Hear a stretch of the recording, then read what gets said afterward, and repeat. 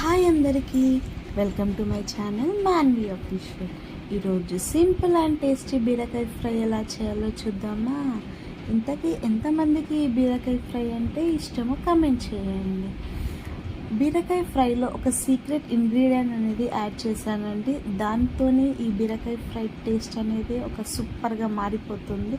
ఆ secret ingredient ఏంటో తెలుసుకోవాలంటే వీడియో చివరి వరకు చూడండి, మీకు తెలుస్తుంది. ముందుగా ప్యాన్లో 2 టేబుల్ స్పూన్ ఆయిల్ తీసుకొని అందులో కొద్దిగా జీలకర్ర, ఆవాలు, మినప్పప్పు, శనగపప్పు, కరివేపాకు వేసుకొని ఫ్రై అవ్వనివ్వాలి. ఆ తర్వాత అందులో కొద్దిగా ఆనియన్స్ వేసుకొని కలుపుకోవాలి. ఆనియన్స్ బాగా ఫ్రై అయ్యాక అందులో ముందుగా కట్ చేసుకున్న బీరకాయ పీసెస్ని వేసుకొని కలుపుకోవాలండి.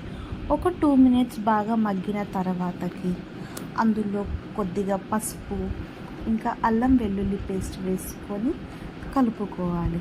అల్లం వెల్లుల్లి పేస్ట్ పచ్చి వాసన పోయేంత వరకు చూసుకోవాలండి. చూసారా, ఒక 2 మినిట్స్ తర్వాత బీరకాయలు అనేవి ఎంత బాగా మగ్గాయో.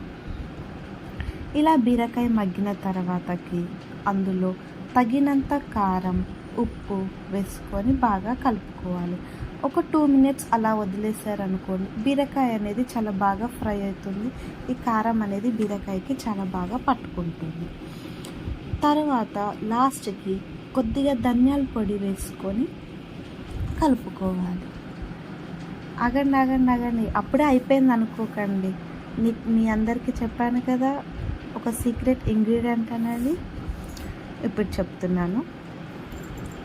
లాస్ట్కి ధనియాల పొడి వేసిన తర్వాత కలిపిన తర్వాతకి అందులో కొద్దిగా పాలు యాడ్ చేయాలండి.